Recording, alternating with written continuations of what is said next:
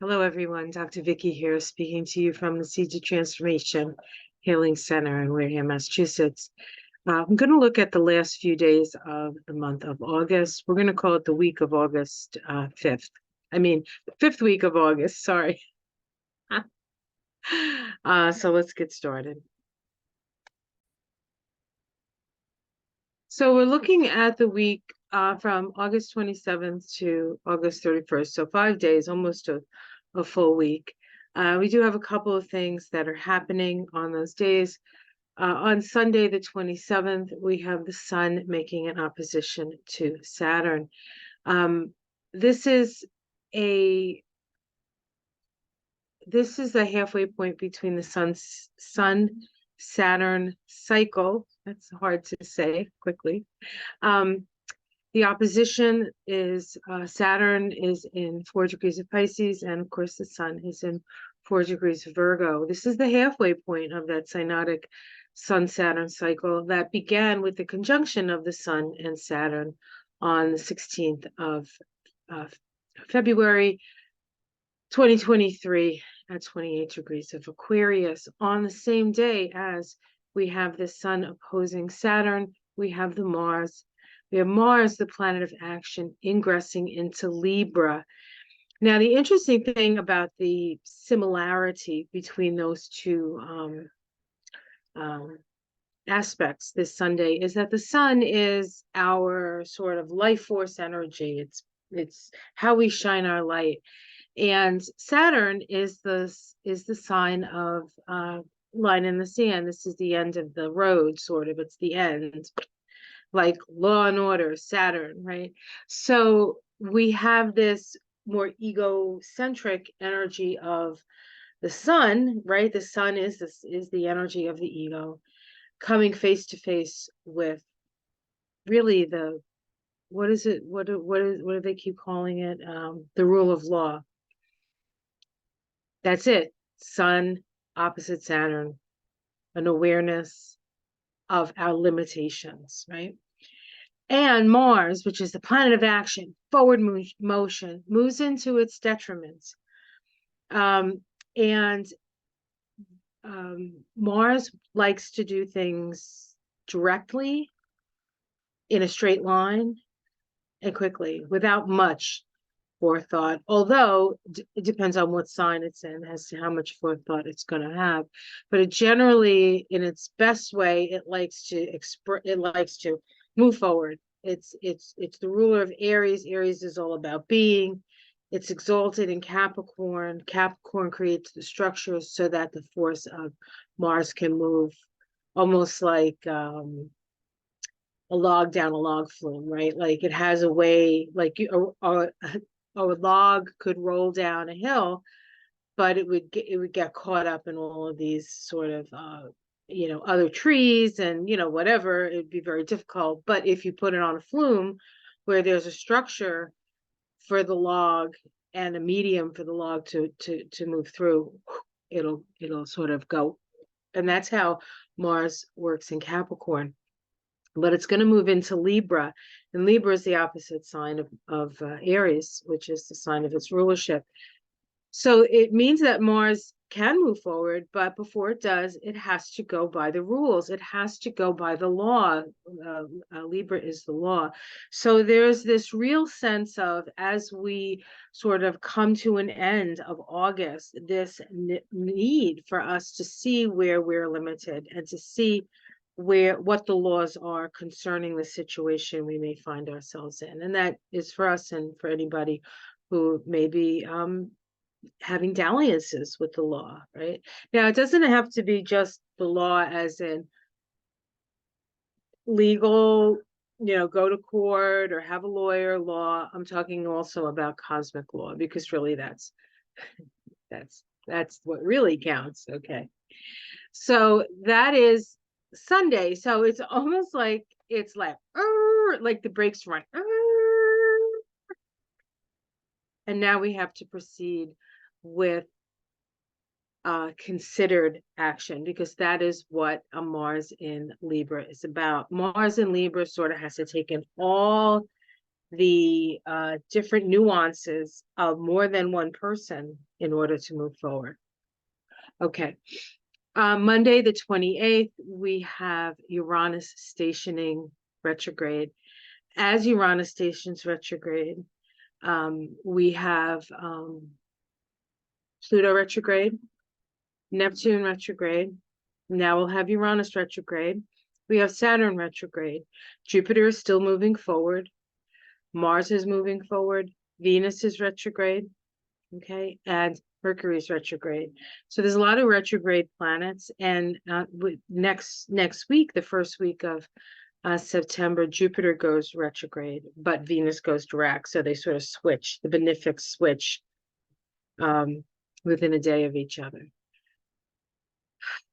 But when that does happen, all of the planets from Jupiter all the way out are going to be going retrograde. So this will be a time for us to reconsider our place in society and our place in the larger world.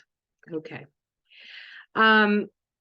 Uranus now stationing retrograde at 24 degrees of Taurus. When the transpersonal planets change direction, it takes them quite a few days. Now, they don't really change direction. It just looks that way from planet Earth. And because this type of astrology is geocentric, we're on the Earth and we're watching the planetary movements in the sky. The Earth moves a lot faster than, say, Jupiter or Mars, for that matter, or Pluto. So there's times, especially the further out, where it seems like those planets in the sky are moving backwards because we're sort of moving forward faster, right? And so that's why we have retrogrades. But when we do have these transpersonal planets go retrograde, there's usually some sort of occurrence that happens. And Uranus is really a chaos producing energy. It's there to it's explosive in its nature, but it's in Taurus now, and so there's a lot of shaking of the earth, as it were, with this kind of energy. And so we may see something, especially with the sun being opposing Saturn.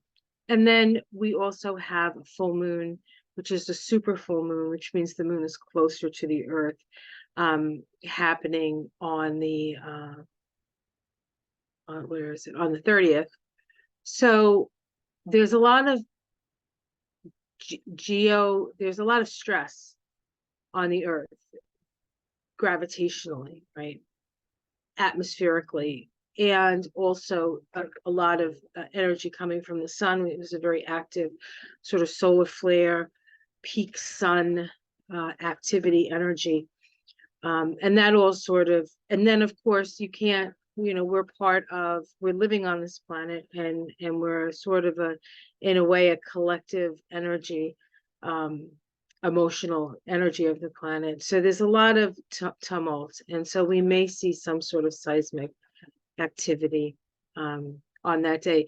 That day, Monday, vibrates to a 43.7, which is found in Bina, which is connected to Saturn. So, and we can see that over here on the right. That's what all this means. On Wednesday, the 30th, we have a full moon in the sign of Pisces. It's at 8 degrees of Pisces. The saving symbol for 8 degrees of Pisces is a girl blowing a bugle, a call to participation in the service of the race as an evolutionary crisis approaches. And we can feel that evolutionary crisis, right? The earth is telling us the people are suffering. The people in charge are just doing stuff because they feel like they have the right to do it, no matter who it hurts. This is the situation we find ourselves in. And so it's really, it's time to make a change. And there are many bugle blowers out there. You are a bugle blower. I'm a bugle blower. There's many of us out there. And it's opposing the sun at 8 degrees of Virgo. A 5-year-old child takes a first dance lesson, learning how to use one's capacity for emotional self-expression according to cultural standards. So there's a little bit of energy, really, even the Sabian symbol of, as I look at it, as of Saturn opposing the sun. Like, no, you can't do that.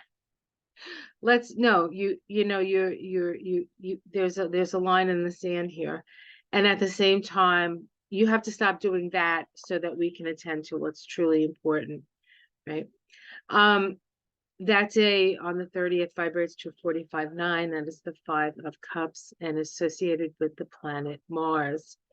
Now, Mars right now is in Libra, just moved into Libra. So it's pointing to that need for us to really put our energy into relating Libra. All right, let's look at these things separately now. So we're looking at Mars entering Libra. The Sabian symbol for the first degree of Libra. And of course, Libra is a world point. The first degree of Libra is a world point. It is a cardinal point. Whenever the cardinal points get activated, we see worldly events occur. And actually, as I'm doing this past week, we had Trump arrested in Georgia, along with Rudy Giuliani and all his like 18 other people. In Georgia, you know, I don't think they've all gone yet, but most of them have gone and did what they needed to do. Trump did it on Thursday.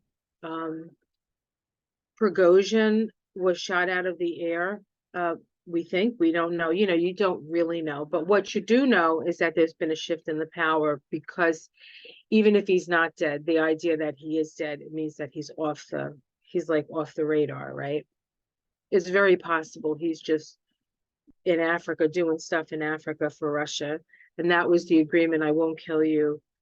Um, I'll kill somebody because somebody has to die. So it looks like you died and you can go to Africa. But I don't know if that's true. That was just something that came to my head. Um, so anyway, so we'll look at Mars now moving into, so we see this rule of law stuff. We see Mars, the energy of aggression, really, in the sign of law. And so this is also a time when law enforcement perhaps will be more uh, strident. And in some cases, that's a good thing. But in other cases, you know, it depends on who you are, where you live, what the law is like around you. If you live in a place where the law is, you know, is not going to bother you, that's one thing. But if you're in a place where the law is looking to bother you, then you need to be aware of that. This is a time where they have more power, I think. So just to be aware of that. Mars ingress into Libra, the Sabian symbol for 1 degree of Libra, a collection of perfect specimens of many biological forms. The butterfly displays the beauty of its wings, its body impaled by a fine dart, the immortal archetypical reality that a perfect and dedicated life reveals. The key word here is the merely human individual is made sacred, becoming the pure embodiment of an archetype. There's a lot of symbolism in this degree, in this Sabian symbol. And soon, later next month, the sun will be moving into this sign as well. So we have Mars Mars is like the scout for Libra right now. Of course, we do have the South Node in Libra. So we knew that issues, and that happened in July, moved into Libra. We knew that issues of relationship and law and all renegotiation of contracts was going to happen. Now Mars sort of goes into that energy. And so if there is something you need, if there is a legal thing that you need taken care of, this would be the time to initiate that. And it will take a while because Mercury is retrograde and is retrograde till the 15th. And then it doesn't get out of its shadow until the end, I think the last day of September. And Venus, which deals with our resources, it comes out of a shadow at the beginning of September, but it comes out of retrograde at the beginning of September, but doesn't actually come out of its shadow until the beginning of October. So that's when things are really going to start to move. So from now, this last week of August to and through September, the energy is very, very much slowed down and deal with the details. Okay.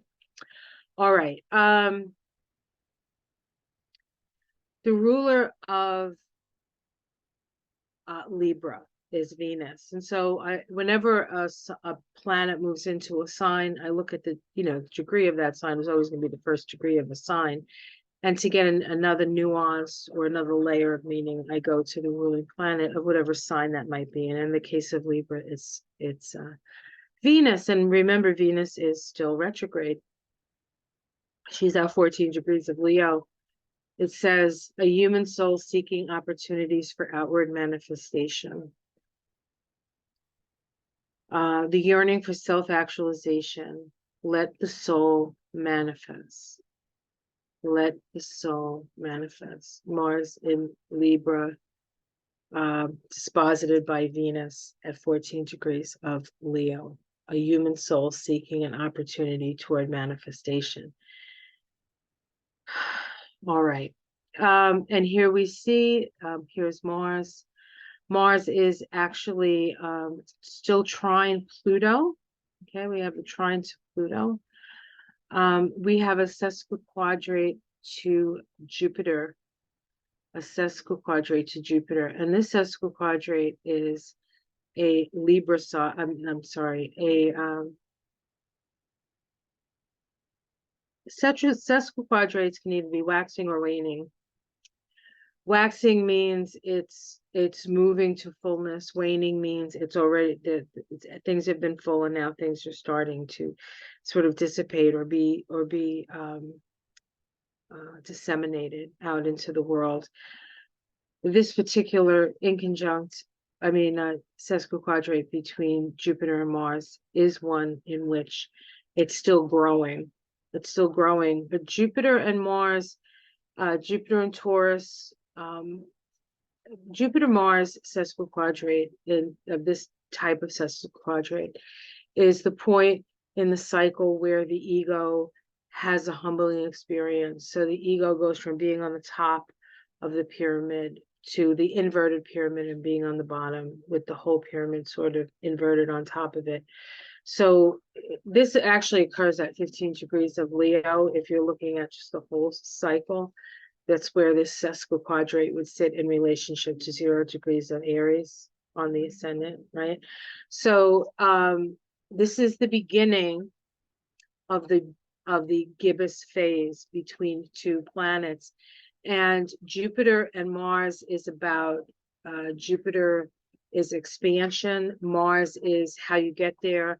And so we have this humbling of that. So Jupiter is kingly and royal and, and czarish and this whole sense of, entitlement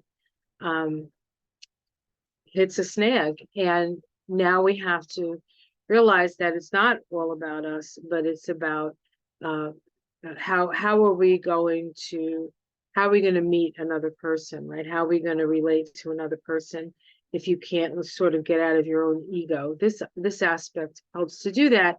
And it's interesting because we can see that happening in the outer world with leaders now, but we can also with Mars moving into this degree of Libra and having a sesquiquadrate, it is an indication again of law coming in, like cosmic law, regular law, stopping perhaps an abuse of power. Now, we do have Pluto square the node still. It's still tight enough. This doesn't really calm down till about November. It's not as intense as it was when it first happens in July, but it's still intense. Pluto is so far out and so deep in, really, energetically, that it just sits out there and says, "All right, nodes, move around, but I'm still here." It's like, Pluto's still here, and the resolution node here is the South Node. So we need to go back to the past and evaluate our relationships, Libra, in terms of Libra, how we get along, how we relate to one another. Now, because it's the South Node, there's usually a shadow aspect, a little bit of a shadow aspect to the South Node. South Node is about where we've come from, right? To what point we've evolved, and now we have to move from that point, and the direction of our destiny at this point, anyway, is in the direction of self-actualization or just being self, or just being. It's actually not so much self-actualization is more of a Leo thing. This is more of a here I am kind of thing. And in order for us to be ourselves, we need to evaluate our relationships. And of course, Pluto in Capricorn is a very practical energy. It's a very powerful energy, but it's also can be a very abusive energy, as an abuse of power. So the abuse of power needs to go through the legal system in order for us to move forward and be what we need to be and do what we need to do. And what do we need to do now that the North Node is in Aries, and Mars has just moved into, which is the ruler of the North Node, has just moved into Libra? We have to renegotiate. We need to relate to one another. We need to work on how we're going to work together to fix whatever problem or thing that needs to be relooked at. Okay, so that's kind of how that works. And that's all connected to this Mars, because Mars is the ruler here, right?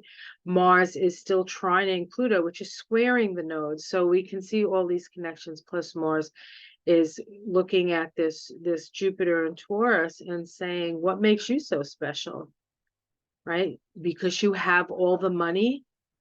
Well, that's not really what's making you special. Actually, that's what making you a jerk. And so we can see this kind of energy among all the other kind of energies that we're witness to. And let's not forget, right, that we're soon we have this opposition, right? This opposition between the Sun and Saturn. Oh, that's funny. I said the Sun Saturn. Let me go back for a second. I believe the Sun Saturn, Sun opposing Saturn, I think that actually happened, Liz, on Saturday. Let's see if I have it here. No, I have it as Sunday. Let me see what it says on my little calendar here. Okay, this is the wrong month. And it's like, why can't I find it? I'm on the wrong month. Okay, hold on. Okay, yeah, Sun Saturn is actually the 27th, Sunday. And but it happens like 4 o'clock in the morning. So all right, let's go back. I thought I made a mistake. All right, so that's Mars in Libra. So that's what we have to look forward to with Mars in Libra. Uranus stationing retrograde at 24, right? 24 degrees of Taurus.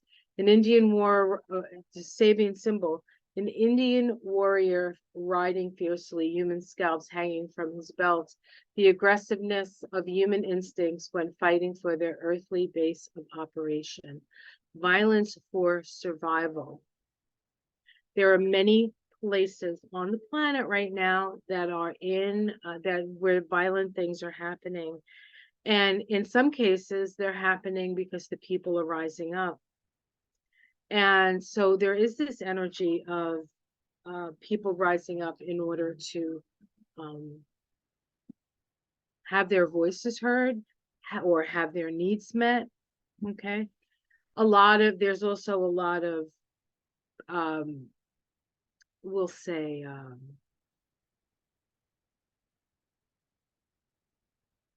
toxic masculine energy that is being expressed right now. And, trying to be held back, trying to be corrected. We see that with Donald Trump and Tanya Chutkin. We see that with Donald Trump and Fani Willis. We saw it with Nikki Haley and Vivek Ramaswamy. If you watch the Republican debates, if you could stand to watch them, where there's this admonition of this masculine energy that is, thinks that they can just do whatever they and say whatever they want to say, and they're above the law and they're this and they're that, and yet it's the woman, it's the energy of the woman, or there's like the mother, like holding them by the ear. I always think that one of the reasons, there are many reasons that Hillary Clinton didn't win. She didn't win against Obama. She probably won against. Actually, she got the popular vote against Trump, but you know how things are, sort of minority rule and all that stuff in America. We're trying to see if we can get some of that off the change some of those laws. That would be a good thing for power, going against power, right? But abuse of power, right? Renegotiating. There is this sort of energy of, look, even with like these wars, it's like, I can do it. I can blow up a country because I can. I'm bigger and better and worser, and you have to be scared of me. And that kind of energy, that power over dynamic is the old way. And in order for us to survive and thrive, we need to do it in a new way. And that's part of this energy of renegotiation, and why Venus is so important now. Venus coming out of her retrograde soon, moving forward in Leo after her, the descent of Inanna, right? After she went down to the underworld, and has come back changed and rebirthed. So this is a powerful time, really. And this particular vibration is a 43-7, which is in Baina on the tree of life, right up here. Baina is the place of the divine feminine. Remember I said, like, the feminine energy here. It's associated with the planet Saturn. It's about constraint. And it's in the pillar of the future. So we are in the process of creating the future by what we do right now in the present and how we respond to things. And with Uranus, anytime Uranus is involved,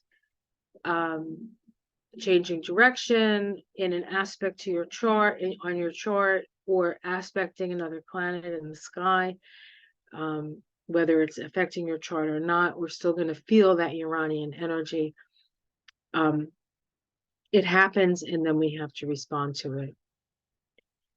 We don't know, because Uranus it's a surprise. It's always a surprise with Uranus, but it's always there to awaken you to something. And so honestly, we will most likely be awakened to something. Some people, it'll be a boom.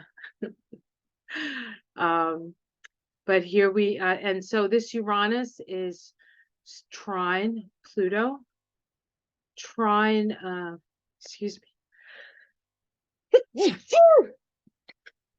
Oh, excuse me, so sorry. Trine Mercury in Virgo here, retrograde in Virgo. Mercury is very powerful in Virgo. Retrograde, right, is a little, so we have a station, we have a retrograde and a retrograde. So this is stationing retrograde. So this trine, although it's going to not last too long, it's maybe another day or so, is Oh, is that well, yeah, I would call that a trine. I would definitely call that a trine. It's moving backwards. Yeah, so this is not a trine that's going to hang around, but everything is going to be retrograde. So there's this energy of going over. So this is like re-going over the books. I think the accountants are going to be very, very busy, and especially the forensic accountants. Whenever I see somebody in the chart with like a lot of Virgo and a lot of Scorpio, I'm like, have you ever considered forensic accounting? Finding out, following the money and finding out who's the bad guy here. It's going to be a lot of needs for that. So if you're looking for work, if you're looking for a career with a lot of potential for future, that might be the career. If we go over here, we see that Uranus is stationing. Uranus on the tree of life is over here in Hukma. And we also have Uranus here on this path, because this is the path between this gray circle and this blue circle. This is the path of the Hierophant card.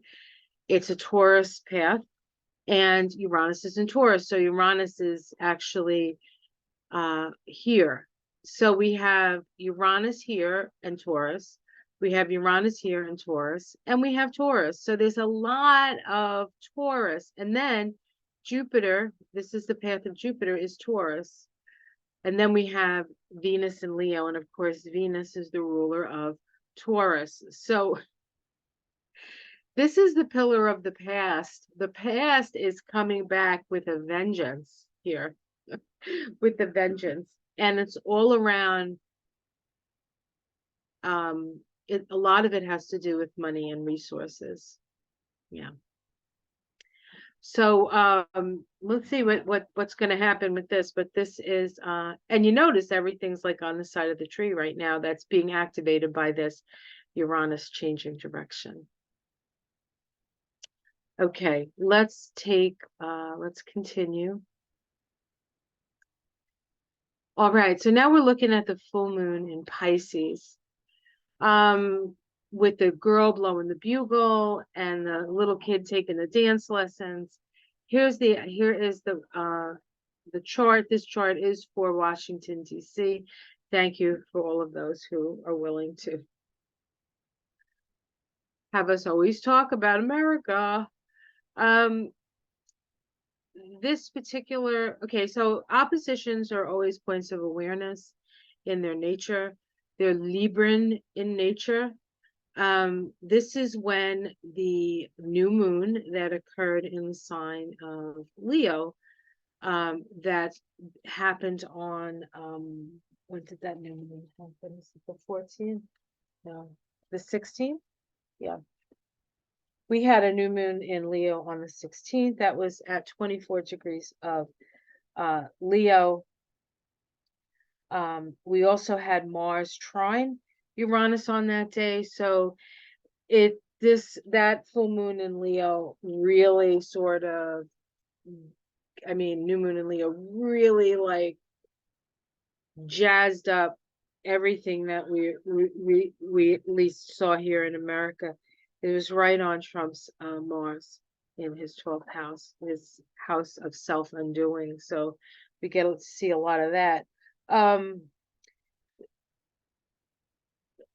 So that kind of like started everything, and then the opposition of the sun and the moon is the halfway point of that lunation cycle. So something comes to fruition, and what we see in this is what we do with the second half of the cycle. We take the information that we get, the awareness that we get from the full moon, and then we, for the next 14 days, disseminate it through the collective. And then we're going to have another new moon, and the next new moon is going to be in Virgo. So we have a new moon about how we're going to fix it, right? And then we have the opposition, and then it goes around and around. And this is sort of how the moon works, and it can express itself in many different ways. We're seeing it in the political arena because we're seeing what's going on in the political arena, right? It's right in our faces. the thing is that this is the axis of healing. Venus, Virgo is physical healing. What do I need? It's service. It's the service. It's the armed services. And the moon in Pisces is spiritual healing. It's the moon is connected to our body and our sense of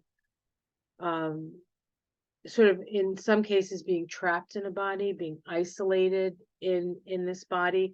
But Pisces is a universal sign, and when you have a moon in Pisces, and I can speak to it because I have a moon in Pisces, there's this.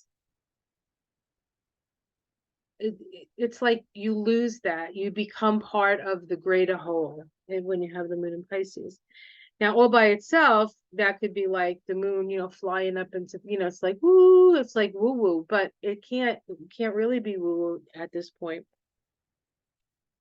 because Saturn is in Pisces and also conjunct the moon. So we're seeing what kind of emotional needs we have, what kind of physical and emotional dis-ease that we're sort of suffering from. And in the case of the US, because this is Washington D.C., we have an Aries rising chart. The North Node is right there. Eris, the planet of discord, feminine planet of discords, right around 25 degrees. Actually, the North Node and Eris will be making a conjunction in November of this year. So that is going to plant quite the seed.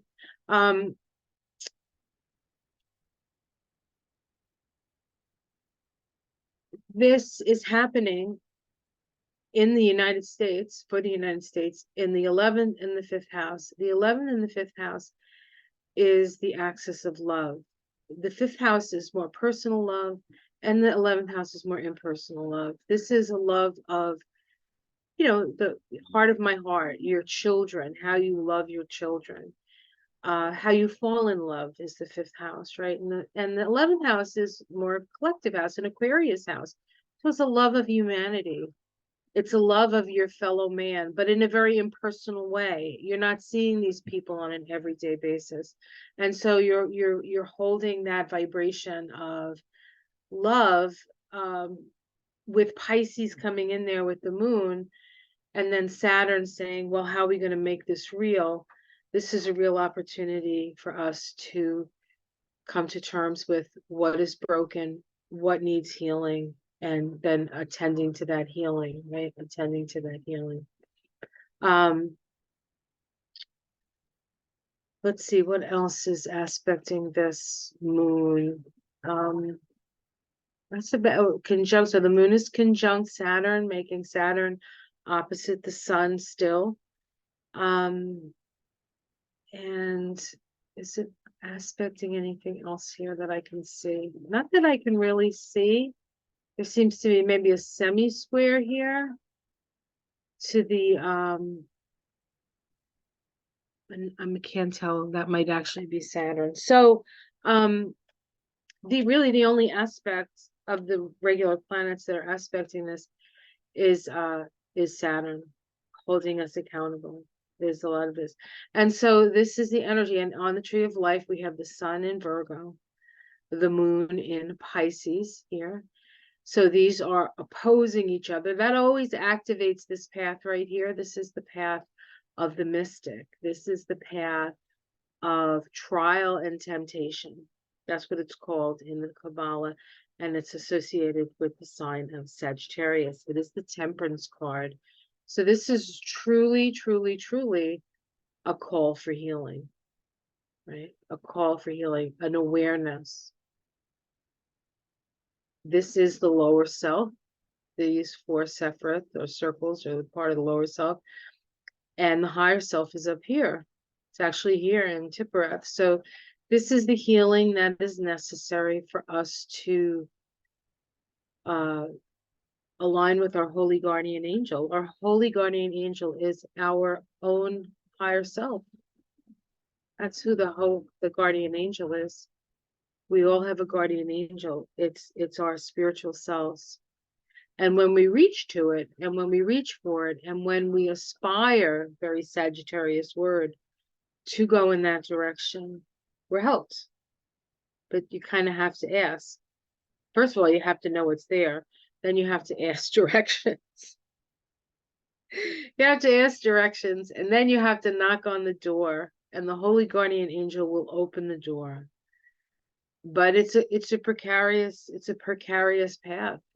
This is a precarious path to walk, because it's walking a knife's edge. It's the straight and narrow. You cannot get caught up in extremes, because you have to know that this is where you're going, and you're going to Tiphereth. Tiphereth is beauty.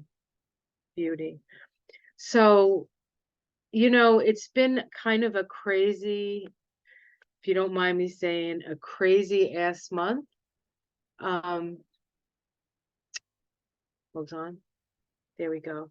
It's been a crazy ass month. There's a lot of things that have happened.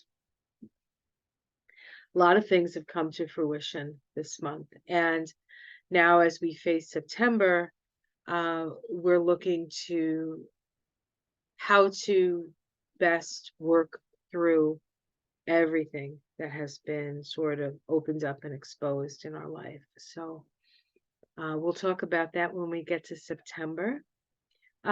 Just as a reminder, August was a 15-6 vibration, and the 15-6 vibration is the devil card in the tarot. Now, the devil isn't necessarily evil. The devil, very similarly to the Lover's card in the tarot, is a time of choice. And you can choose the higher vibration expression or the lower vibration expression. But there's a knowing that that the chains that bind you are self-imposed chains. And so that's what this month has tried to show us. And next month, we move into a 16-7, and that's the Tower, and that's illumination. So we will see what is going to be illuminated next month. In a couple of days, actually, I'm going to do it. I'm actually going to do the beginning of the month right now, so I'll probably be wearing the same outfit. But I'll put that out in a couple of days when we get closer. All right, guys, have yourself a wonderful week. Like and subscribe if you would. I am going to be starting classes in September again. It looks like the second or the third. Oh, I have the calendar right in front of me. Hold on one second. Let me look. So we're looking at like the second week of around the right around the new moon time, right around that week of the new moon, which is on the 14th. So I'm probably not going to start classes until that next week, new classes, unless I do a Saturday class on the 16th, and we can start a Saturday class on the 16th. But I want to do a beginner's astrology class, and I also want to do another introduction into Kabbalah, and maybe and then also expand some of my Kabbalah people who have already taken the introduction to go a little bit deeper into the Kabbalah. So, all right. I will post those dates. Take care, everyone. Namaste.